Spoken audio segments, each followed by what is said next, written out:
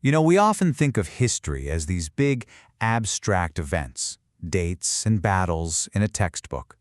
But that's not how it's lived. It happens to real people, in their homes, in their lives. Today we're going to look at how one family's story, passed down from mother to daughter to granddaughter, gives us this incredible window into some of the biggest moments of the 20th century. And it all starts with this incredible responsibility, this duty given by a father to his daughter. You are the memory's keeper. You got to remember, these aren't just tales. They're memories that somebody was trusted to protect. And that's the only reason we can even talk about this today. All right, so let's get into it. Our source for all this is a book called The Children of the Drau. It's this amazing dramatized history that pieces together the real story of the Karpf family in Austria. We're talking about a story of pure survival, of incredible resilience, and how a family holds on in one of the most turbulent times imaginable. Our story kicks off with this really startling moment of connection, where the past isn't just some foggy memory. It's something that is literally looking right back at you. So get this. The author, Hannelore Clark, is 83 years old. She looks in the mirror one day, and it's not her own face she sees. It's her grandmother's, her Oma, Angela, that stern, proud face from a lifetime ago. I mean, that's not just a memory, is it? That's a physical inheritance. It's a living, breathing connection to the woman who is the anchor of this whole story. Now, this family tree is, well, it's huge. But don't worry. To really get what's going on, we're going to zero in on two central figures. First, the matriarch, Angela, who was born way back in 1876. And second, her granddaughter, Frieda, born in 1930. Their bond, that's the glue that holds everything together. Let's start with Angela. Because to understand her, you really have to understand the world that made her. A world that was just shattered, full of chaos, where the only thing that mattered was finding a way to see the next day. Imagine it's 1918. The gigantic Austro-Hungarian Empire, the only world Angela has ever known, just disappears after World War I. In that chaos, her husband is killed. She's a widow, left to fend for herself. A couple of years later, there's a vote that keeps her little corner of the world part of Austria, but that's just a line on a map. It doesn't put food on the table. And this quote, wow, it tells you everything about the woman she became. Yeah, her faith told her to forgive, but the world had taken too much. She basically decided, you know what? Forgiveness is God's problem. My problem is keeping my family alive. And that forged this will of steel inside her. So what does survival even mean? It wasn't some grand idea. It was this grim, daily checklist. It meant foraging in the woods. It meant begging. It meant working yourself to the bone for almost nothing. And this last one, becoming night scavengers, sneaking into fields after the harvest to find single potatoes the farmers might have missed. Can you imagine? That was life. So for years, the Karpf family just endures. Life is incredibly hard, but they're making it. And then, in the 1930s, a new kind of storm rolls in.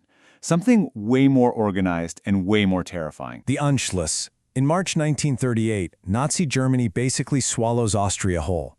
And while you might see newsreels of cheering crowds, for a family like the Karpfs, this was the beginning of a nightmare. The rules of survival were about to change drastically. And the changes weren't abstract or political. They were immediate. They were personal. I mean, look at this. For this deeply religious family, taking the crucifix out of the schoolroom and putting up a picture of Hitler, that was a punch to the gut. All of a sudden, their faith, their family history, even the food they could get, it was all under someone else's control. And this is where things get truly, truly scary. Because the biggest threat wasn't always a soldier. It could be the person living next door. Angela's son, Franz, was just curious. He was secretly listening to Allied radio. His wife, Rizi, complained about it to a neighbor. Just a simple complaint. And that's all it took. The real horror here is how casual the betrayal was. The neighbor just walks into the police station, reports on Franz. And the SS officer? He doesn't just take the information, he praises the guy. He slides a few coins across the desk as a reward. The regime wasn't just using force, it was paying people to turn on each other. And the price for that simple act of listening? Devastating. 2.5 years in prison for Franz. And for his wife, Rizi, just for spreading the information by complaining, 5 years. Their destination, the Dachau concentration camp.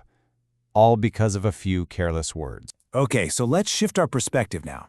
How does little Frieda, make sense of a world that has gone completely insane? The thing is, for Frieda, all this hardship, it was just normal. Hunger, fear, bombs, that was just Tuesday. But in all that chaos, she had one constant, one rock, her Oma, Angela. That relationship was the only thing that kept her steady. And you have to appreciate the just bizarre world she lived in. On the one hand, she's doing normal kid things, right? Learning to knit, looking for berries. But at the same time, she's being forced into Hitler youth meetings. Her school day gets interrupted because of air raids and they all have to run to a bunker. It's this unbelievable mix of the mundane and the terrifying. And then, right as the war is reaching its violent, chaotic end in 1945, just when you'd think the worst was over, the violence becomes terrifyingly personal. Frieda is assaulted by a soldier. It's a trauma that leaves yet another deep, deep scar on her life. So, May 8th, 1945. The war in Europe is officially over. Everyone celebrates. But for the Karpf family, this wasn't an end to their struggle.